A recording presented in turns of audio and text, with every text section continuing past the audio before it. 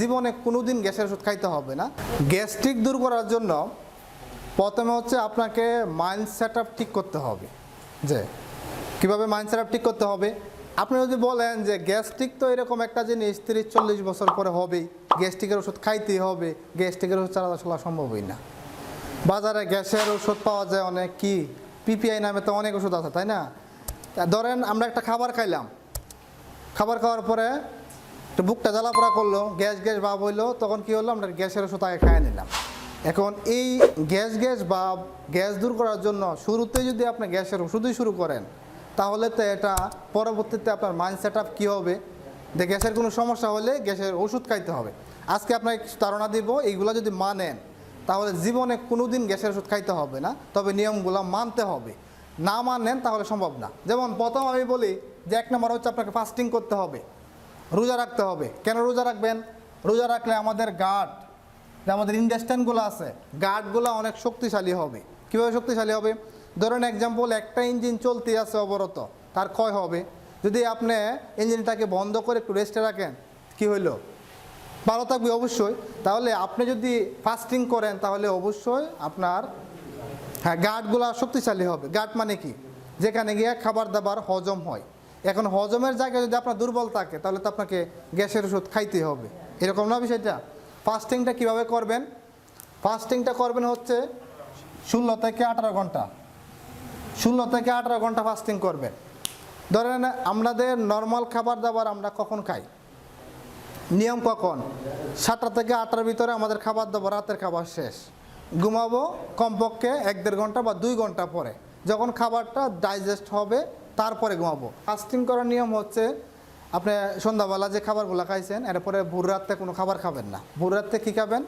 অল্প একটু লবণ সিরাদা পানি খেতে পারেন, ঠিক আছে?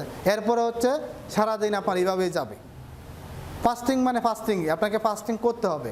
ফাস্টিং অবস্থায় আরেকটা কাজ করলে এটা আরও ভালো হয়। যেমন ফাস্টিং অবস্থায় আপনি যদি এক্সারসাইজ করেন, তখন গার্ড বা ইমিউনিটি সিস্টেম আরও বিল্ড আপ হয়।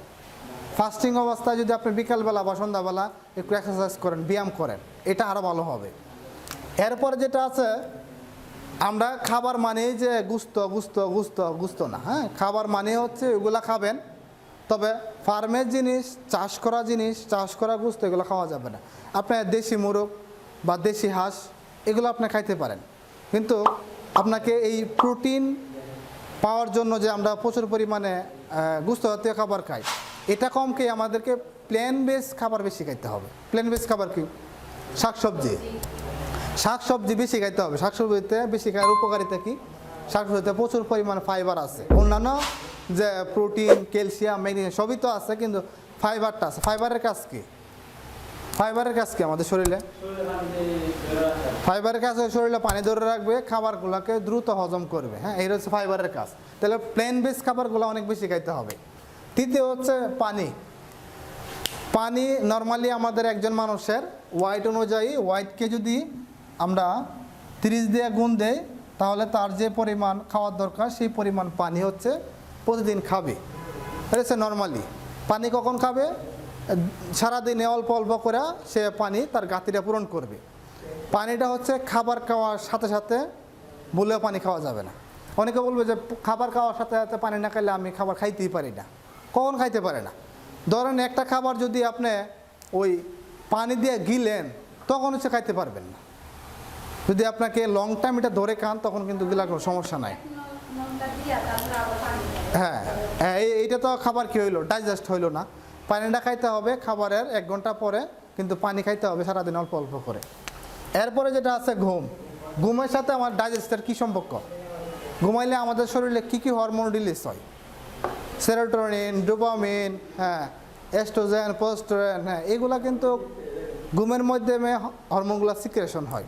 তা আমাদের ঘুমটা কখন ঘুমানোর প্রয়োজন?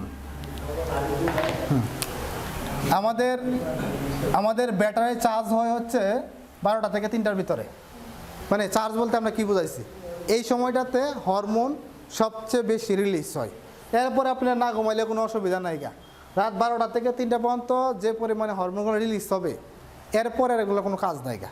ধরেন আমরা অনেকে আছি রাত 1টা 2টা পর্যন্ত মোবাইল চাপাচাপি করার পরে 3টা বাজে ঘুমাইতেই যাই।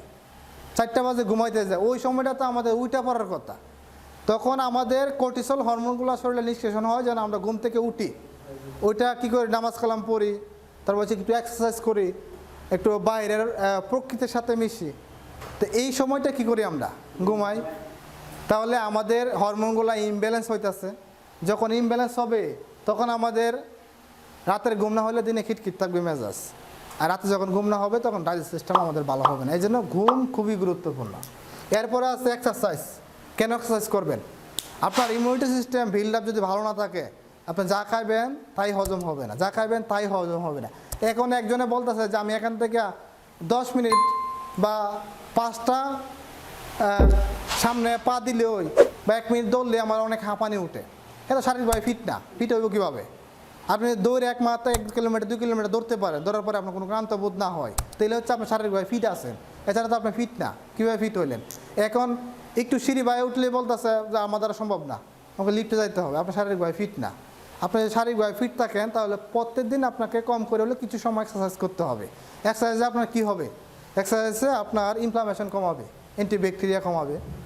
এরপরে হচ্ছে আপনার ইমিউনিটি সিস্টেমকে বিল্ড আপ করবে। রোদে গেলেন, এক্সারসাইজ করতে করতে রোদে গিয়ে কী গেলো, ভিটামিন ডিটা আপনার প্রাকৃতিকভাবে নিলেন, তখন ভিটামিন ডি এর ঘাটতি আপনার শরীরে পূরণ হইল। এরপরে যেটা আছে খাবারের শুরুতে আমরা বলি যে আপনি 10-15 মিনিট আগে সালাদ দিয়ে খাবারটা শুরু করবেন। ধরে সালাদ নিছেন, সালাদ নেওয়ার পরে হচ্ছে আপনি সালাদটা আগে শুরু করছেন, খাইছেন। এখন আমরা শুরু যদি করি গোস্ত, মাছ, ডিম দিয়ে, মানে যত বাজে খাবার, শক্তিশালী খাবার আছে এগুলো যদি শুরু করি তাহলে আমার ডাইজেস্টটা ভালো হবে না। আপনি শুরু করবেন হচ্ছে ভিটামিন সি দিয়ে, সালাদ দিয়ে, এগুলো আপনাকে খাবেন 10-15 মিনিট।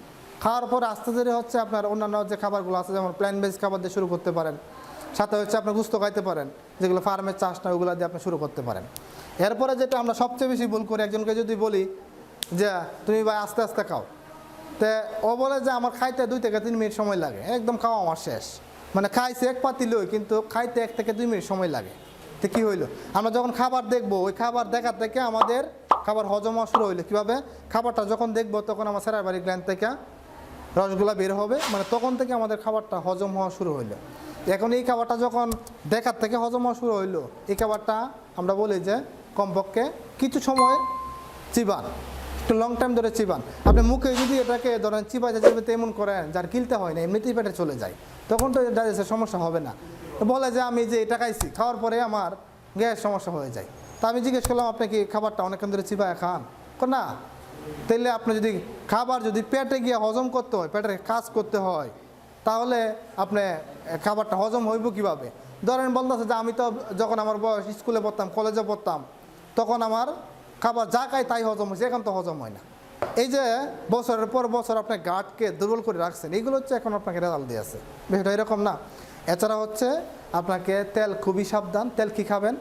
আপনি তেল খাইতে পারেন, যদি আমরা যেহেতু সচরাচর সয়াবিন তেল পাওয়া যায়, এটা খুবই লিমিট, যেন একবার তেল দ্বিতীয়বার ভাজা না হয় সেদিকে লক্ষ্য রাখতে হবে।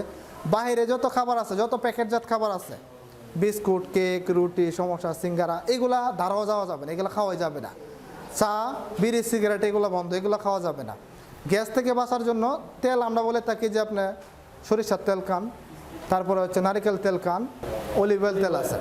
হ্যাঁ, এই 3টা তেল হচ্ছে খাবারের জন্য সেফ। আপনি সকালবেলা ঘুম থেকে উঠে 2 চামচ নারিকেল তেল খাইলেন, এটা আপনাকে শারীরিকভাবে অনেক বেশি আপনাকে ফিট রাখবে, গ্যাস থেকে বাঁচাবে।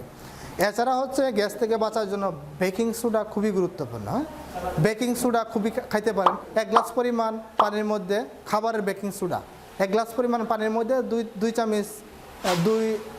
চামচ পরিমাণ আপনি বেকিং সোডা দিলেন, দিয়ে পরে খাবেন। এটা খাবার 1 ঘন্টা পরে হলে সবচেয়ে ভালো হয়। যদি আপনি নিয়ম মানেন, খাবারগুলো মান্য চলেন, আপনার গ্যাসের কোনো প্রয়োজন নাই, গ্যাসের বড়িও খাওয়ার প্রয়োজন নাই। এখন যদি আপনি বলেন যে আমি তো রোজা রাখতে পারি না, আমি সয়াবিন তেল ছাড়া খাইতে পারি না, আমি অলিভ অয়েল খাইতে পারি না, সরিষার তেল খাইতে পারি না, তাহলে তো হবে না। সরিষার তেল আপনি ইচ্ছা করলেও বেশি খাইতে পারবেন না, খাওয়া সম্ভব না। কারণ সরিষার তেলের যে ধাক ঝাঁঝালো, এটা ইচ্ছা করলে বেশি খাওয়া যায় না। আপনি নারিকেল তেল 2-3 চামচ মুখে নিয়ে, 5 চামচ মুখে নিয়ে আপনি গিলা খাইতে পারবেন, ভালো লাগবে। কিন্তু সরিষার তেল মুখে নিয়ে 2-3 চামচ আপনি খাইতে পারবেন না, ধাক লাগবে, এটা খাইতে পারবেন না। তাহলে মূল কথা হচ্ছে যদি আমরা নিয়ম মাফিক চলি, মাইন্ডগুলোকে সেট আপ করি ওই দিকে, ওষুধের দিকে না যেয়ে, তাহলে গ্যাসের ওষুধ খাওয়ার কোনো প্রয়োজন নাই, গ্যাসের ওষুধ দরকার নাই।